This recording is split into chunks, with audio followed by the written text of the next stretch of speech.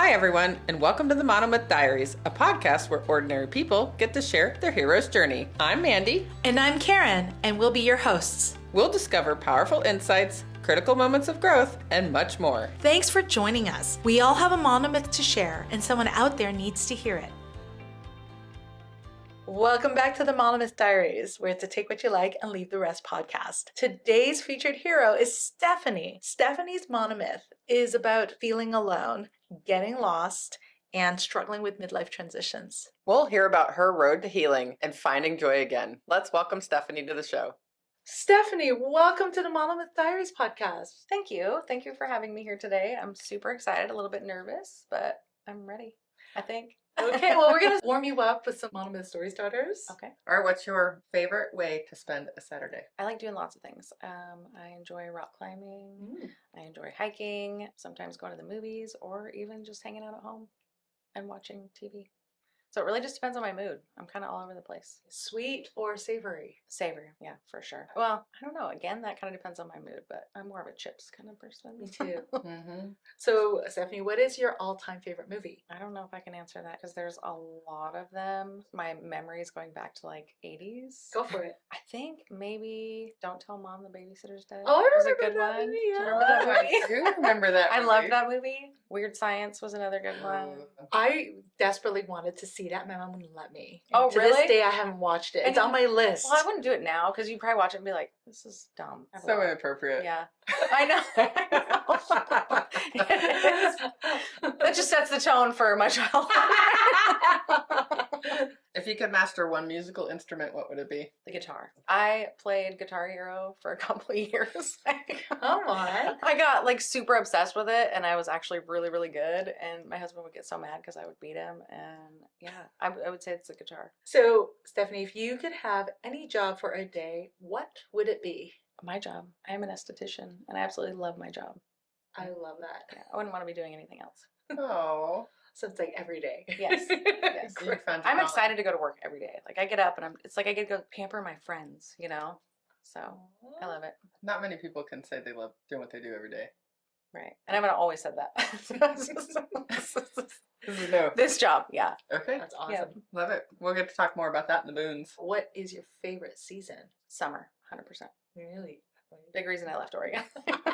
Came to Texas. I love the heat. Yeah. Tired of being cold. Tired of being cold. Yeah. I understand. I'm from Ohio. I get it. Yes. Yeah. What's a word you always misspell? Maybe not misspell, but have a hard time with and really have to think is like restaurant. So if you had one wish, what would it be? That my kids and my grandkids move back to Texas. Are you feeling comfortable now? As comfortable as I'm going to get, probably.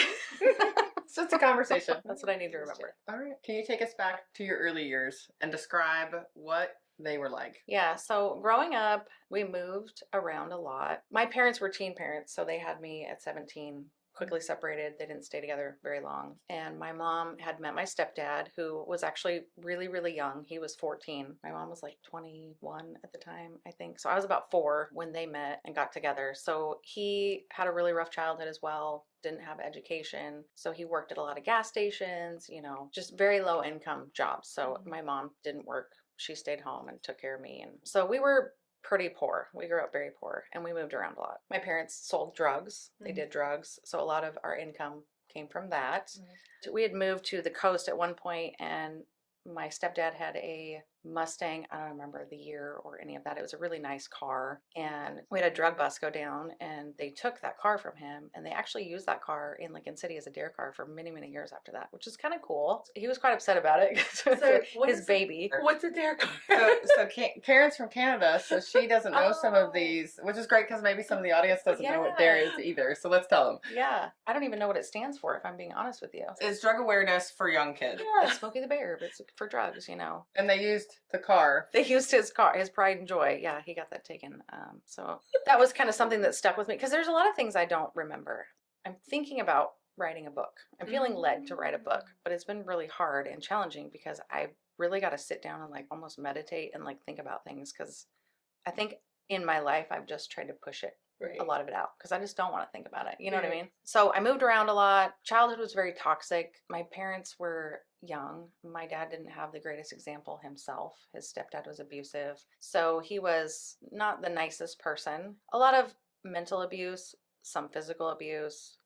My mom was a yeller, you know, it was just very toxic, very intense. I was always just kind of like walking on eggshells and on guard my whole life. And when you say dad, you're talking about your stepdad. I do. I've called him my dad my whole life because he raised me from the time I was 4 until Okay. he died. I was 22 when he passed away. My biological dad was still around, and I would go see him in the summer, and my stepmom, because I had the same stepmom my whole life. My biological dad got with my stepmom when I was really young, and they stayed together until I was about 22. A lot of things happened at that age, which she is still a constant in my life. So I'm very thankful for her. So Stephanie, can you describe the role that you played in your family? Yes. So I got my first little sister when I was 8 years old. And shortly after another one and another one. They were just a couple years apart. So I ended up having 3 very young siblings at a young age. I was babysitting at 8 years old by myself, which looking back on that now, I'm like, that's wild. I could That never is imagine wild. leaving my 8-year-old with my infant baby. Like, no way, but that's just me. My mom, she didn't work or anything, but my stepdad often worked at like logging mills and things. So he would work graveyard shifts. So he was gone all night. And my mom, she wanted to go run around and party with her friends and things while he was at work. So I did a lot of babysitting. So there was just a lot of responsibility that I had at a young age, a lot of cleaning, a lot of cooking. And I made a lot of bad decisions because I didn't have guidance either. You know, I didn't have great guidance. And so my sisters, I'd be babysitting them, you know, we'd have parties at the house because my dad was at work and my mom was out roaming around. And so I'm like, oh, I'll have my friends over if I can't go anywhere, you know, I'll have them come to me. So there was a lot of parties with my little sisters, little, you know, like dancing in the living room with us and stuff. And I look back now and I'm like, now that I'm a mom, you know, I'm like, that is terrible. But I shouldn't have been left to care for these children at such a young age either, you know. It's not like you knew better. No, but I think it also helped me to become the mom that I was too. I was very comfortable. When I had kids, I had a lot of friends that were like, man, my first baby, I'm so nervous and I don't know what to do. And I'm like, it's like no big deal. You're a mom, like it'll be fine. And it just wasn't, it was like second nature to me. So Wow. so there's blessings in it too, you know. I think you answered this question, but I know that you said that. So you've got your stepdad, and he's pretty much raising you. What was your relationship with your dad like, your stepdad?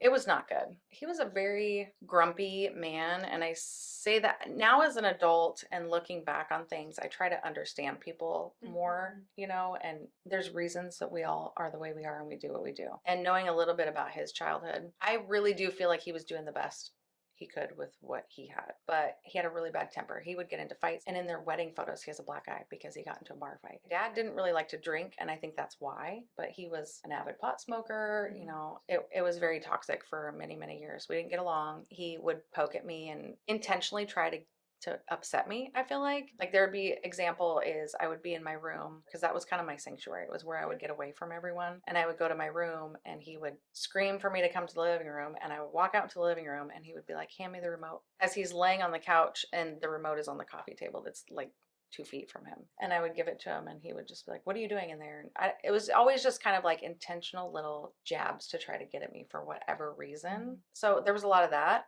So there was a lot of bitterness for me. I many times was like, I hate him, you know, I can't stand him. I don't want to live here. My mom would stick up for me a lot, but she also had her own issues and was very much like a screamer. That's how our household was. It wasn't like there was no communication. We didn't talk about our feelings ever. It was suck it up. You're going to be fine. Don't be a baby. I'll give you a reason to cry. Those kind of terms, you know. Right. So having had this background, what was high school like? High school was good. So I did freshman and sophomore year of high school in a town that we were living in, which we moved around a lot. So that town specifically, I had lived there since the 5th grade. Okay. So that was the longest stretch I had stayed somewhere. But we did leave after my sophomore year and we moved to a different area about 4.5 hours away. I was terrified of going to a new school my junior year of high school. And it was a bigger school because I was from a really small town. And so I told my mom, I was like, I don't want to go to school. Like I'm just going to get a job. You think you know everything at that age. Right? I'm just going to get a job and I'll be fine. So I got a job and I was working at Burger King at like 16 years old, and about 3-4 months into that, I was like, I just looked around one day and I'm like, this is not the life that I want to live. So I quit my job, went back to school, ended up graduating on time. They had a program that year where you could go get your GED and trade it in for 5 credits. So it helped me get caught up. I was in alternative ed classes and I was determined to graduate high school. My parents did not, neither one of them. My stepdad didn't. I was super excited, ended up graduating high school on time, thankfully. Yeah, I couldn't move out quick enough. Like I was in such a hurry to get out of that house. And they let me move out right after I graduated. So I was a few months short of being 18 and I moved in with my best friend at the time because her mom had a place. It was like a little detached apartment. It wasn't really an apartment because it didn't have a kitchen or anything, but it was just a little room, pretty much like a bedroom, you know. And that's where she was staying. So I moved in with her, and I had a job at the time taking care of mentally handicapped adults, actually, with my mom, because my mom was working there. And so I was doing that, and we were getting into a whole lot of trouble, partying all the time, and we were just, you know, doing what 18-year-olds. Her mom was kind of the same, similar. Right. Was more of a friend versus a mom, you Mhm. know, and so she had a lot of freedom, Mhm. and we just didn't make the best decisions with that freedom that we could have. I think at one point too, you had said you moved closer to your biological dad. After this. Okay. Yeah, so moving forward, I Yeah. lived with her for a few months, and So it was again, only a few months. This yeah, it whole wasn't thing? very long. Okay. I feel like the Holy Spirit is always, even though I didn't really have a relationship with the Lord, I always knew there was God, Yeah. but I didn't really have a relationship with him. I didn't know how. Yeah. But I feel like he was always like prompting me, like, this is not for you, you know? Mhm. Something was. You sounded like you were having like a teenage dream here. You're Right. with your friend. You guys have the run of the home. You're working. You have income coming in. You're partying. What shifted you to then move out of that whole scene? I just wanted something more. I knew that's not where I wanted to be. I just wanted something more. I had talked to my dad and my stepmom. My stepmom has been just a blessing to me. She's very good with the bills, balancing the checkbook, keeps a clean home, always was dressed nice and beautiful. And every time I would go see them in the summer, I was just like, oh my gosh, I just wish I lived with them, you know? And it was just so normal, I Do you guess. mind me asking why you didn't live with them? It wasn't an option. My dad's very non-confrontational and my mom is not. She's just hard to deal with. Right. When that even got brought up, and then my stepdad would like threaten to beat him up, and I mean, it was just, Okay. when I say toxic, I mean toxic. I was afraid of them, you know, growing up. I wasn't allowed to say anything or have feelings, and if I did, I got the wrath. They led by fear a lot. Right. So I did talk to my dad, though. I was already out on my own, you know, and he's like, hey, you move here, we'll help you get an apartment. We think we can help you get a job at the, because they were long haul truck drivers and they worked for this warehouse. And they're like, we think you can get you a job here, you know? And I was like, okay, cool. And it was like really good money for someone my age. So I moved down there and just, you know, trusted them to help me. And they did help me get an apartment. So I got my own apartment and I interviewed for this job. So everything was just like amazing. I felt really good. I was in a new area. And then that's where I met my husband. Mm-hmm. It was my cousin's friend. We were at my dad's and he'd come over to help him with homework. They were still in high school. And so a week after I met him, after I started dating him, he moved in with me. So we moved really, really, really fast. Yeah. Because I had my own apartment. I was like, oh, I've got, you know, my own place, whatever. He's like, oh, that's cool. Older chick with an apartment. Like, let's do it. But he's still in high school. He was still in high school. He was like a month from being 18. So he was older and he went to his dad and was like, hey, you know, like I want to move in with my girlfriend. And his dad's like, absolutely not. But his dad ended up coming to him like later that night and he was like, look, if you want to move in with her, like go ahead, you know. We've been together ever since. So we were together about 3 years and then we became engaged and then we split up for about 4 or 5 months. In that time, he ended up getting another girl pregnant. So I have a stepson actually, who's older than my kids. Wow. Yeah. Mm-hmm. Which we have an excellent relationship with. We took him all summer in the summertime and all that. So he grew up with us and our kids. They're super close to this day. So it's really awesome. I love that. We got back together, decided him having a baby coming. We had our wedding plan. Got all that done. We had moved to, there's so much. I'm like, sometimes I'm like, how? It's like, just like a storm. Yeah. Like, how do I even sail this? People are like, what? We moved to Seattle for a little while. Right. Lived there for about 8 months, and then we ended up moving back to Central Oregon. So we got married while we lived in Seattle. Moved back to Central Oregon, where then my husband started working for my stepdad. Because at that point, my stepdad had started his own construction business. And so he was building homes in Central Oregon. And Jeremy thought that'd be a good thing for him to learn. We moved back. He started working for him, living there for a while. We had our oldest daughter. And when she was about 4 months old, my stepdad passed away. They say heart issues. The family had a history of heart issues, but he died on his 34th birthday. Like he was super young. That was very young. But he was taking methadone and Oxycontin. He was on prescription pills. Right. He had tension migraine headaches for years. And looking back now, like he had been on pills for a long time. It's just things you don't notice as a kid. You know, you don't really think about or know. So he passed away, and then we moved in with my mom and my little sisters to help them out financially and all that stuff. So we were living in like a little mini house that he had built in the backyard of the house. My mom has always been really, really terrible with money. So it's hard to help someone that won't help themselves either. So at points you have to kind of like, okay, well, you know, boundaries. You gotta have boundaries. So we kind of had to set those boundaries. We moved back out, got our own place. So I was a stay-at-home mom. I took care of my daughter. My husband worked a lot. How old were you when you had your first child? 22. You were 22. Yeah. Okay. And how old were you when you guys got married? 21. Wow. And he was younger than you. Yes, So, he was yeah, 20. You guys were young. Yes, we were super young. I know. I'm like thinking about my kids, and I'm like, oh my gosh. I didn't feel like I was young. You know, Of course not. I had been through so much. I'm like, I'm good. And you knew everything. Yes, I knew it all. I knew way more then than I know now. I'll tell you that. Yeah. I figured that out. Way more than. Yeah, you've become humble. Gotcha. 100%. Yeah. So you're a stay-at-home mom. You have your one daughter. Yes. You continue. So I You stayed have a couple home. more kids. Yep. And then a couple years later had another one. A couple years later had another one. So we now have 3. And then the stepson that had lived a couple hours away that we would get on weekends and those things. But I was a stay-at-home mom until our youngest son went into kindergarten. And then I cried all day that day. It was so sad for me. I have this attachment with my kids. Like it's probably unhealthy, but it's maybe normal. Yeah, so I stayed home for about 14 years. It was great. I love being a stay-at-home mom. I am a clean freak. So I was just like constantly moving and doing. And there'd be some days my car didn't leave the driveway for 3 or 4 days. You know, I liked being at home. It was my sanctuary. I made it comfortable. Everybody has always said my home is like very cozy. You know, I've just always created a cozy space, probably because I needed it, you know, in my life. So that's funny because the question I was going to ask was, how do you think your upbringing and what life was like for you in the beginning affected your parenting, your marriage? Like, how did it influence that? It influenced it a lot, mostly in like things I knew I didn't want to do that I had in my life. And you know, we're not perfect, right? Like the way we grew up is the way we are, and that's in us. And so there's times I'm like, oh man, wish I wouldn't have done that, or you know. But I really did try hard to be better and to do better for my kids. So we started going to church. I always believed in God. I used to talk to Him and pray, you know. But like I didn't have a true relationship with the Lord. I didn't know what else. I just knew there was a God, and that was about it. And so I knew I wanted my kids in church because I wanted them to have that foundation, but I didn't know how to give it to them, you know, so I'm like, we'll let the church do it, you know. So we got them involved in church when they were very little.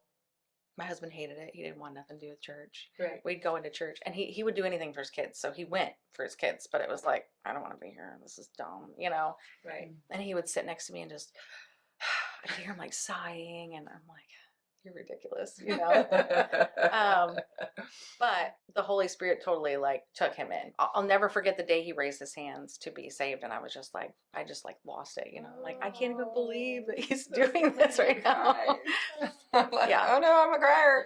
It was good. It was good. So, but it's obviously it takes time for us to really grow, right? Like especially with our backgrounds the way they are and stuff. So there was a lot in between, but that was the start to something really, really amazing. So that was good. And the kids grew up in church, and we were there. I mean, Sunday, Wednesday, if the doors were open, we were there. I was a volunteer. I led some of the youth group and like helped with that and went on missions trips. And like I was very, very involved. But I never really like spent alone time with the Lord, if that makes sense. You know, like I was at church and I loved it. It's not like I was faking it or any of that. It just wasn't, I didn't have like I didn't pray before making decisions or, you know, those kinds of things. Like where you're really grounded in Him, I wasn't. I wanted that, but I guess I don't know, I didn't really know how to do it. So for many years, it was that, like I had quit drinking, I quit smoking, like a lot of great things came out of it, you know. Our life was pretty amazing, actually. I remember telling our pastor's wife a little bit about my childhood, and she was like,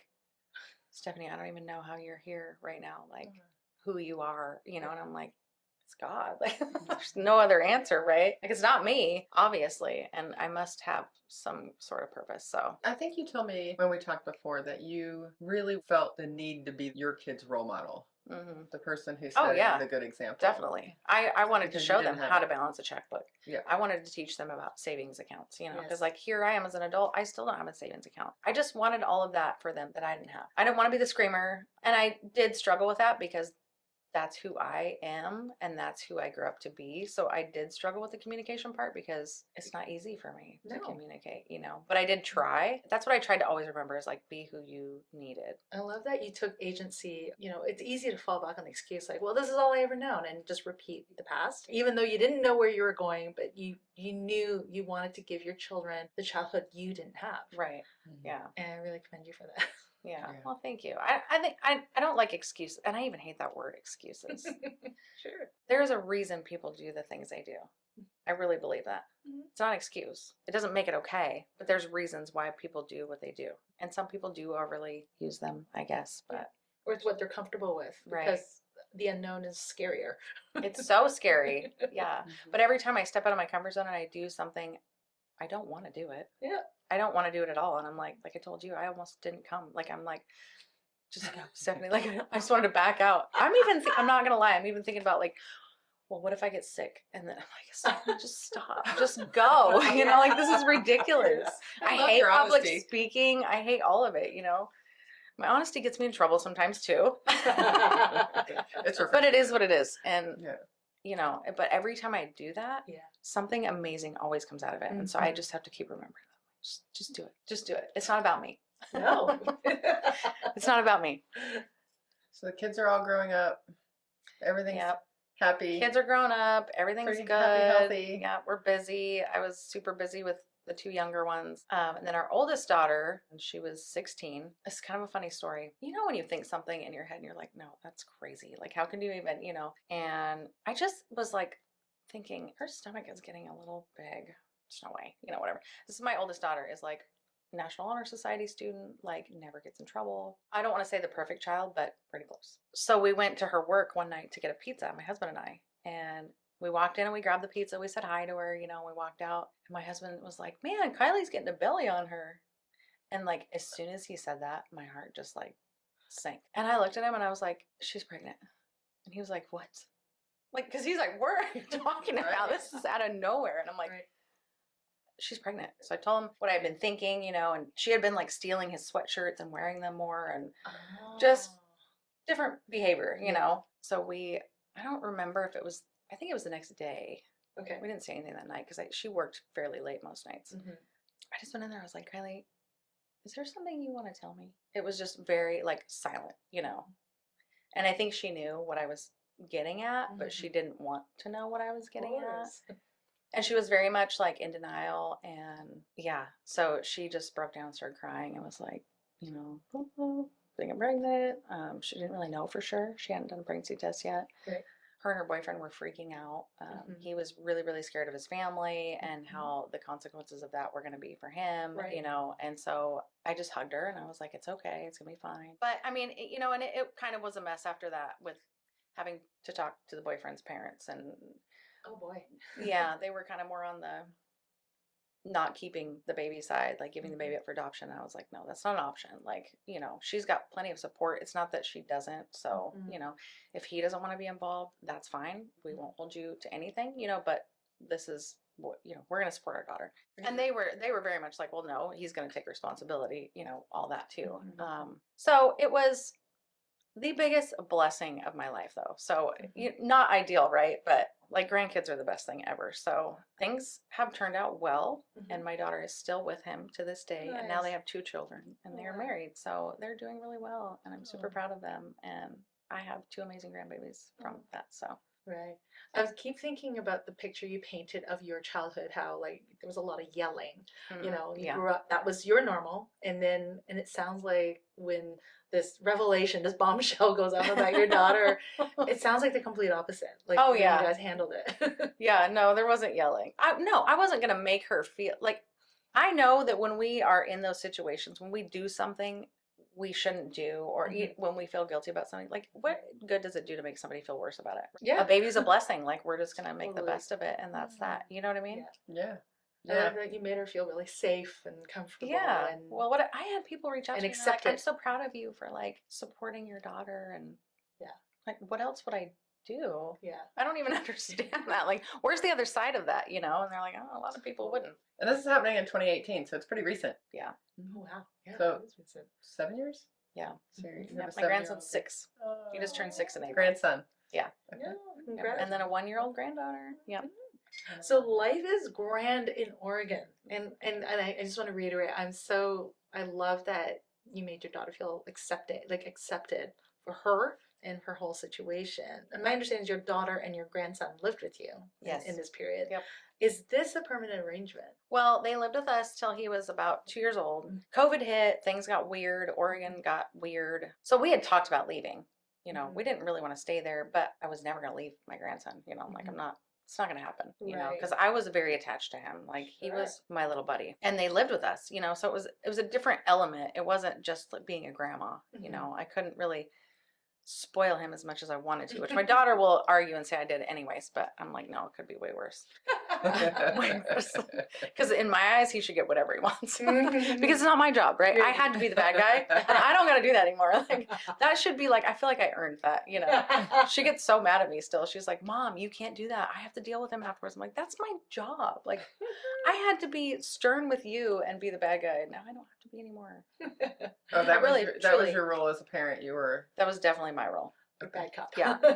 I was always the bad cop. My husband was very passive, doesn't like confrontation. There was a lot of bitterness with my husband because of that. When my kids got older, especially, I noticed it getting just festering more and more because I felt like it was like I had already raised my kids. It was done. And, you know, I was just known as the bad guy who always had to make the decisions and say no. And so, yeah.